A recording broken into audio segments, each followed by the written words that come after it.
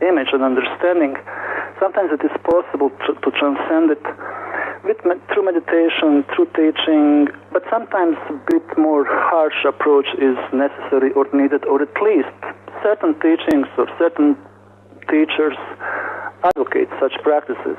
I think that to a certain degree, such experience is also alluded in the tarot card number 16, the Tower or the Blasted Tower, where the old self, the old image, the old understanding of the world is shattered.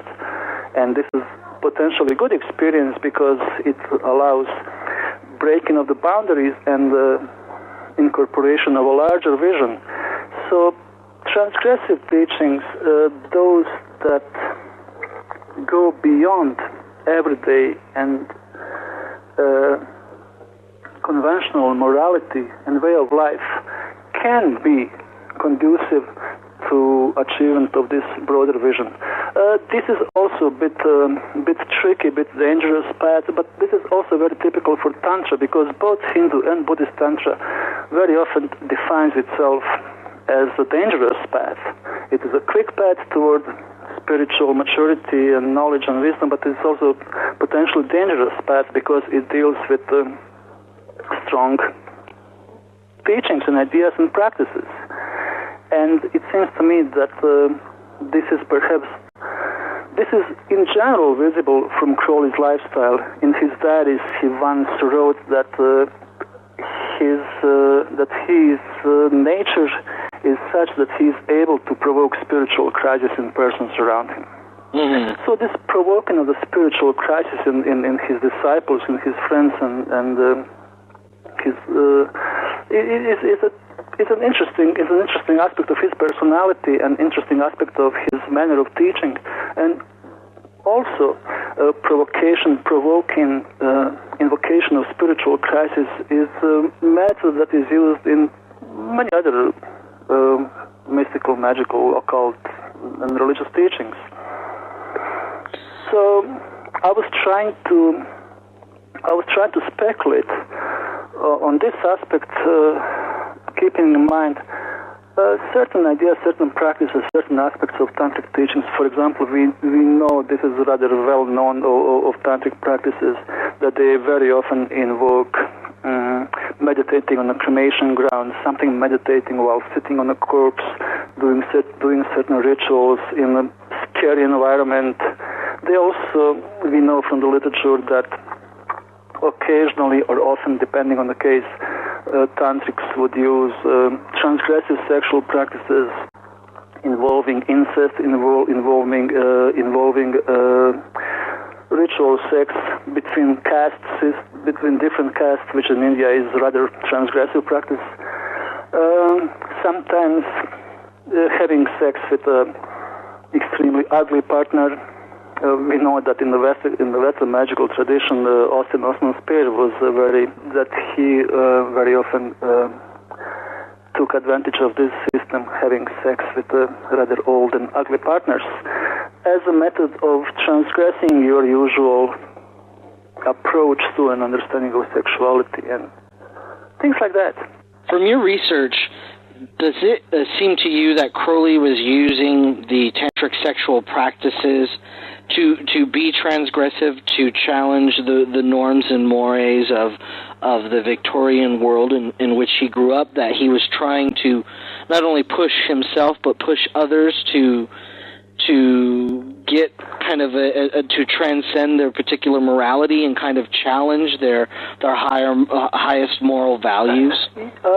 I am pretty certain that that's what Crowley did. Whether he was influenced by Tantra in doing so, it's a question that can be debated. However, I think that Crowley's knowledge and understanding and acquaintance with aspects of Tantra was an important aspect of his unconventional lifestyle and his attempt to transgress the morality of his time and of his culture. However, there were also other elements that were important for Crowley in this respect. On the one hand, he mostly can be defined by as a decadent, and the decadence as an artistic movement is, again, rather interesting, and it's a subject in itself. But what connects decadence with, let's say, tantra is, again, this aspect of transgression, breaking the bounds of conventional morality, conventional self-understanding, and the like. In addition to this, I also believe that Crowley was consciously trying to go beyond what was considered usual, ordinary, acceptable by his time and by his culture, because he was led by the role assigned to him in the Book of the Law, where he was assigned to be the prophet of the new age, of the new eon. A new eon brings new scale of values, new scale of virtues, and so I think that in this case the answer is rather complex, that there have been several factors converging, but that I would say that at least in some important aspects of this attempt to transgress the boundaries of Victorian morality, that there is a strong parallel with tantric teachings that also typically try to transgress the boundaries and norms of the Indian Brahminical everyday society and assumptions. Earlier you were talking about the transference of the bindu from the base of the spine, like at the Muladhara chakra, and moving it up. You haven't really talked much about the Kundalini aspects of Tantra and its relationship in Crowley's system. Can you touch a little on the Kundalini energy and its role within this process? Yes, and this is an aspect of Crowley's teaching and practice which I did not go into in my paper at all, and this is a serious shortcoming of my paper, one of the limitations of it.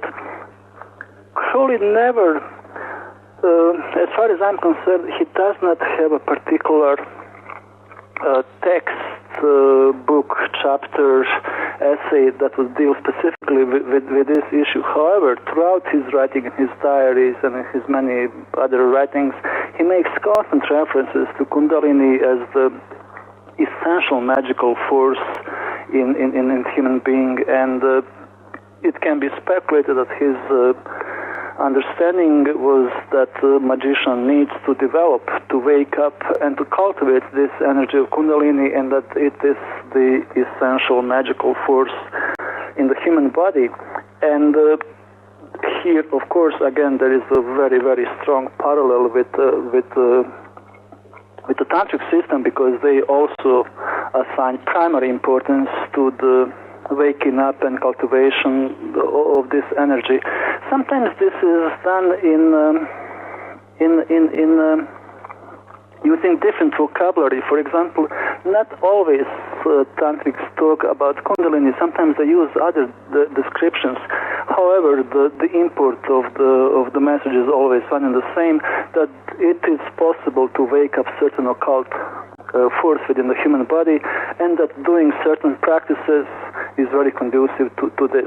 These practices can sometimes involve celibacy, sometimes can involve sex, sometimes can involve taking of various drugs, various other practices. However, the assumption is that this force, once it has been awakened within the human body, it is able to bring about the dawn of gnosis, and this is an essential task, essential practice of both magic as it was envisioned by Crowley, and of the tantric practice as it was talked about and practiced in Indian yoga and tantra. So again, here there is a very, very strong parallel between Crowley and tantrics. So do you see as the process of yogic practice as the process of awakening and channeling and using this Kundalini energy? Well, here the answer is both yes and no.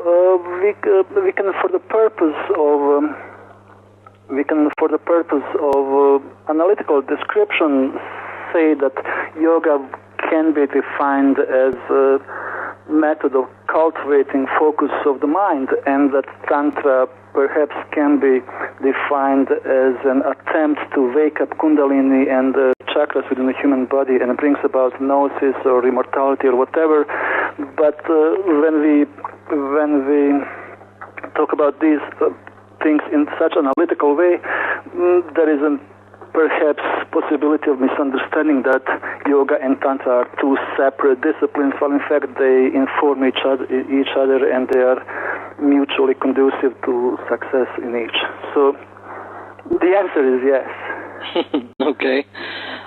Is there anything else that you want to add to this kind of discussion to get into people's minds to be thinking about this through Crowley's work? Well, perhaps only. I mean, of course, I would.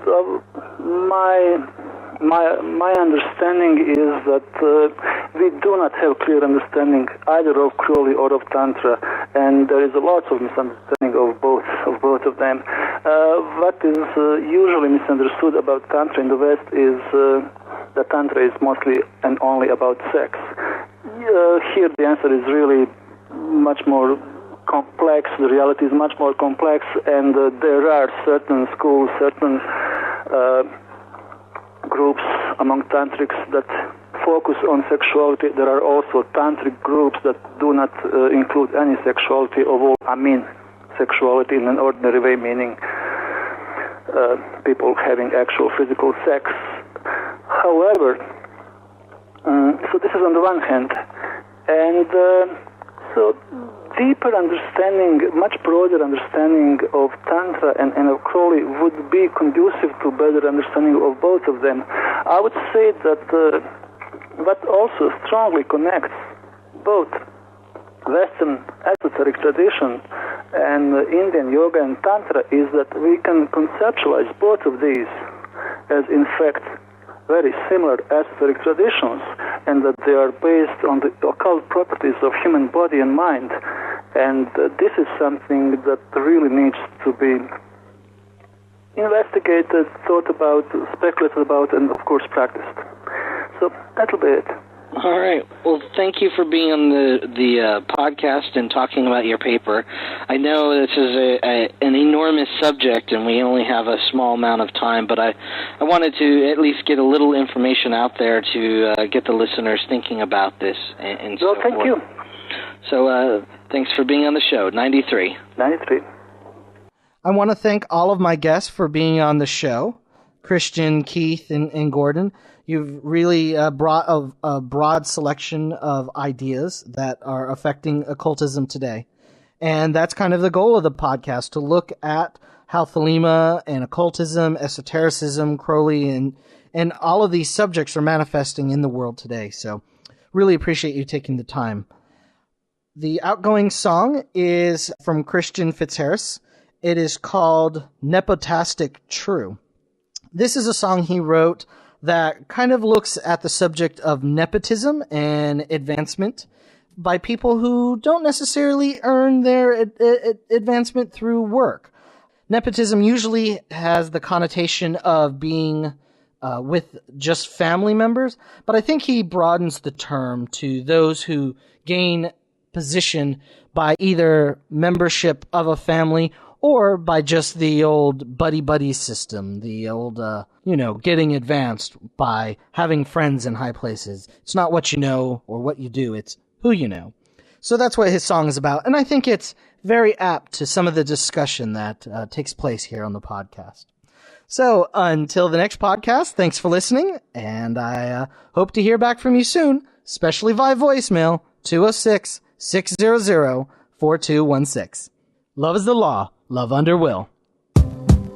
Scholar, star 156. This song is dedicated to all oblivious, incompetent people who got where they are by knowing people in high places without doing the work to deserve their position. It's a fact of life that the incompetent get promoted and the average soldier gets demoted or overlooked. Don't sleep in the right bed, don't service the right head. You might find winding up dead. It's an unfortunate and sad state. The complacency